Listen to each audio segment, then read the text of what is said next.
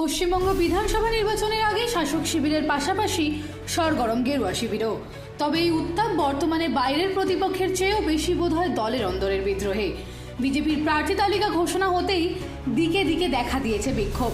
সল্টলেকের রাজ্য দপ্তর থেকে শুরু করে জেলা স্তর সর্বত্রই পুরনো কর্মীদের ক্ষোভ এখন জনসমক্ষে। কিন্তু সবচেয়ে বড় চমক বোধ হয় নন্দীগ্রাম ও ভবানীপুরে।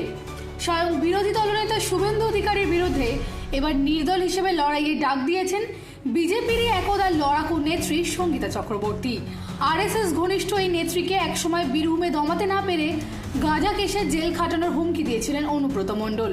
আর সেই সঙ্গীতাকে শুভেন্দুর বিরুদ্ধে মুখ খুলতে দেখা গেল।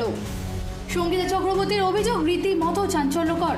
সরাসরি শুভেন্দুর দিকে আঙুল তুলে তিনি দাবি করলেন, দলের অন্দরে এখন এক নকল হিন্দুত্ববাদীর আস্ফালন চলছে।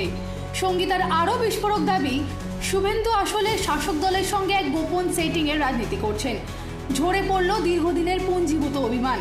তিনি স্পষ্ট জানালেন, শ্যামাপ্রসাদ মুখোপাধ্যায় বা দীনদয়াল উপাধ্যায়ের যে আদর্শ নিয়ে একসময় বিজেপি গড়ে উঠেছিল তা আজ শেষের পথে।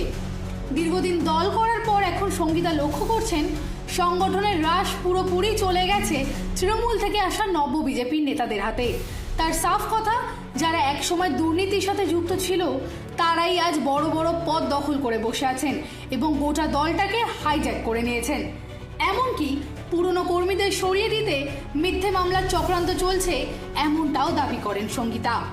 দিল্লির শীর্ষ নেতাদের সাথে সুসম্পর্ক থাকা সত্ত্বেও সঙ্গীতার এই বিদ্রোহ প্রমাণ করছে যে বঙ্গ বিজেপির অন্দরে নিচুতলার কর্মীদের রীতিমতো দম বন্ধ করা পরিস্থিতি। বিশেষ করে যারা দীর্ঘদিন আরএসএস বা বিজেপির আদর্শ নিয়ে লড়েছেন তারা নব্য বিজেপি নেতাদের দাপটে বর্তমানে কোণঠাসা বোধ করছেন। তবে সবচেয়ে বড় বিস্ফোরক মন্তব্য নন্দীগ্রামের ফলাফল নিয়ে। সঙ্গীতার অভিযোগ, মমতা বন্দ্যোপাধ্যায়ের সঙ্গে শুভেন্দুর এক গোপন বোঝাপড়া রয়েছে, যার ফলে দীর্ঘ সময় ধরে মামলাটি হাইকোর্টে ঝুলে আছে। তবে কি সেটিং তত্ত্বই সাধারণ ভোটারদের মনে প্রভাব ফেলবে? ভোটের মুখে এই জাতীয় অভ্যন্তরীণ কোন্দলই এখন গেরুয়া শিবিরের জন্য বড় মাথা ব্যথার কারণ হয়ে দাঁড়িয়েছে।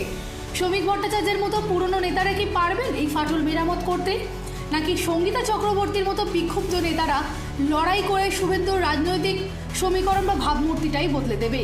তা সময় বলবে। দিশা দাসের রিপোর্ট, হেডলাইন্স, কলকাতা। আনন্দ আর ভালোবাসার দীপ্তিতে গড়া সমুজ্জ্বল পরমা, ঠিক তোমারই মতো। শ্যাম সুন্দর কোম্পানি জুয়েলার্স, আগরতলা, উদয়পুর, ধর্মনগর, কলকাতা।